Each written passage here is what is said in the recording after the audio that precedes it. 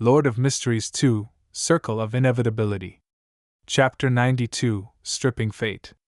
Lumion couldn't grasp the meaning of the illusory river he saw or sensed. All he could surmise was that it symbolized fate.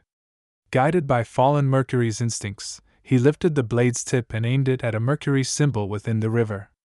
As soon as he made contact with the Mercury River, a series of scenes flashed through Lumion's mind: Noodle Man performing an enigmatic sacrificial dance, Noodle Man cowering before the black thorn symbol and prostrating itself, Noodle Man gathering the scattered flesh and blood throughout the dream ruins to satiate its hunger, Noodle Man attempting to approach the city wall circle, but retreating each time as if afraid of something. Noodle Man's head severed by an axe. Is this its entire existence since the loop began? Lumion realized this as he tried to stab the tip of fallen Mercury at the Mercury symbol representing Noodle Man's demise, the end of the illusory river. It was too immense and heavy for him to succeed. At that moment, the Mercury symbol started to dissipate, and the illusory river gradually faded. The images in Lumion's mind grew hazy. There's a time limit?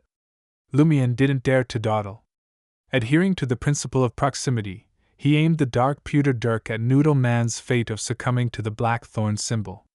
The Mercury symbol, seemingly formed by the river's entanglement, was pried open, condensing into a droplet that seeped into the blade of fallen Mercury.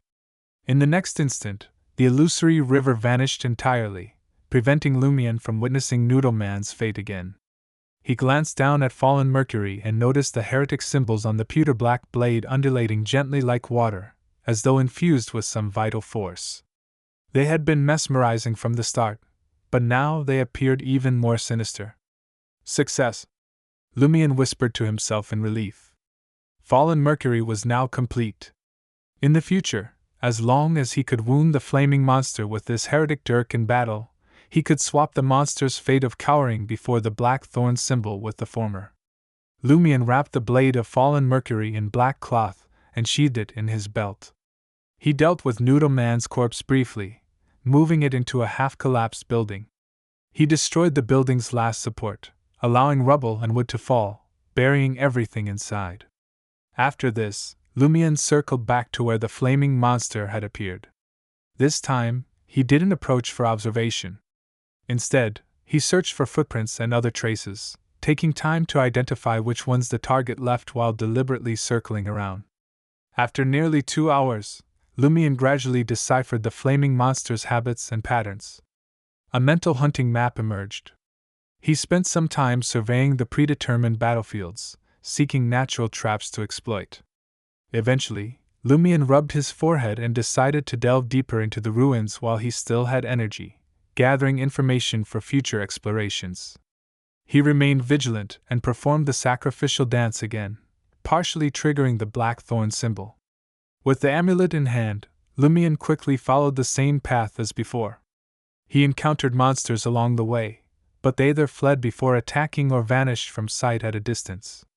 The deeper he went, the more similar situations occurred. Finally, when the burning sensation in his chest from the second sacrificial dance subsided, Lumion spotted the city wall composed of twisted houses once more. He rested a while, waiting for his spirituality to recover before performing the sacrificial dance again. After the dance, sometimes forceful, sometimes graceful, Lumion headed in the direction where he found fallen Mercury, the black thorn symbol activated. After passing through the room where the flames had been extinguished, he slowed his pace, wary of a sudden assault. After walking a while, Lumion noticed the light ahead had dimmed considerably. It was as if a massive creature high in the sky blocked the light, or the sun was obscured by something. Lumion instinctively looked up, but saw only thick fog. Unable to determine the cause, he could only draw fallen Mercury and cautiously proceed. In a moment, it felt as if he had transitioned from day to night. Of course, this was an exaggeration.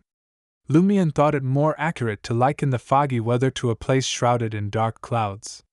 Almost simultaneously, he yawned involuntarily, his exhaustion intensifying. No, I can't sleep. Lumion forced himself to keep his eyes open as he retreated from the shadowy base of the mountain. His mental state improved significantly. Although still tired, he could endure it. You fall asleep the moment you enter. The deeper you go, the sleepier you become? Lumion mused silently. He turned and walked in another direction. After another sacrificial dance, he arrived at an unfamiliar area. To his right were walls stacked with doors and windows. To his left lay a wasteland connected to the circle of building ruins, and ahead stood brown trees. In the desolate ruins, the trees seemed incredibly resilient. They intertwined and embraced each other, forming a wooden wall 5 to 6 meters tall.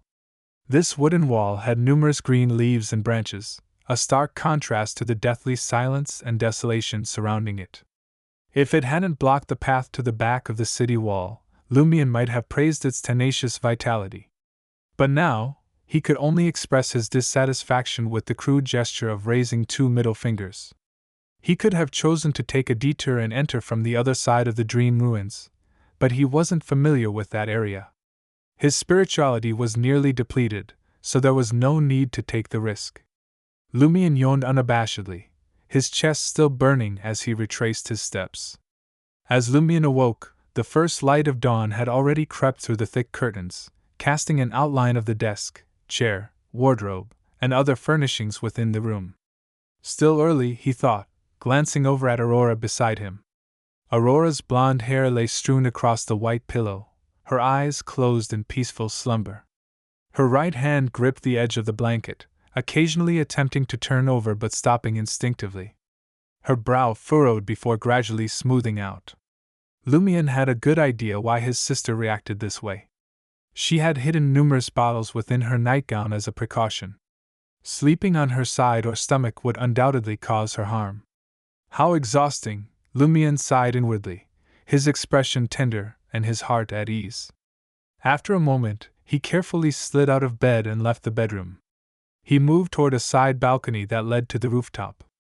Facing the distant crimson sky, he stretched his body. Within a minute, Valentine emerged from his room and stood in the corridor. "Are you also greeting the sun?" he asked, his usual cold demeanor replaced with warmth and approval.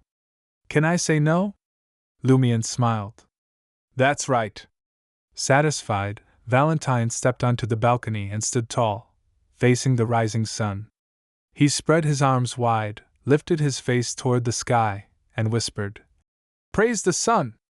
With no other choice, Lumion mimicked the gesture. "Praise the sun!"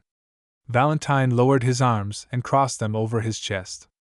After a moment of silent prayer, he opened his eyes and said to Lumion, "If the loop is successfully resolved, I'll introduce you to the Bishop of Darya.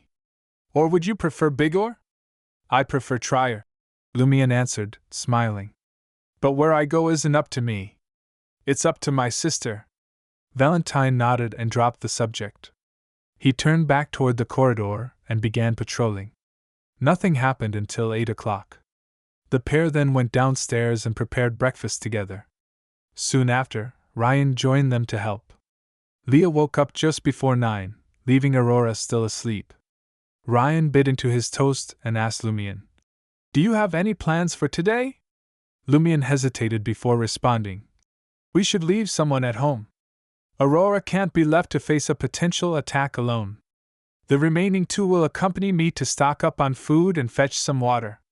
We must hold out until the 12th night." Corda lacked a proper water supply. Aurora had installed a water tank on the roof during her renovations. As long as it was regularly filled and disinfected, it was as good as having running water. "Yes, we need to do all this before Lent," Ryan agreed. Lumion smiled brightly. "By the way, we should visit Madame Pualis and ask if she can help us investigate the dead warlock and the owl in the tomb." As expected, Valentine frowned, and Ryan's smile stiffened. Leah sipped her water and offered a smile. "I'll stay with Aurora." "No problem," Lumion agreed on behalf of Ryan and Valentine.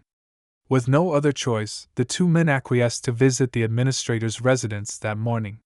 Following breakfast, the trio exited the semi-subterranean 2-story building and made their way toward Old Tavern. They passed Shepherd Pierre Barry's home along the way. Lumion's heart raced as he suggested to Ryan and Valentine, "Let's check on the 3 sheep." He recalled the bleating he had heard the night before. Understanding his meaning, Ryan and Valentine offered no objection.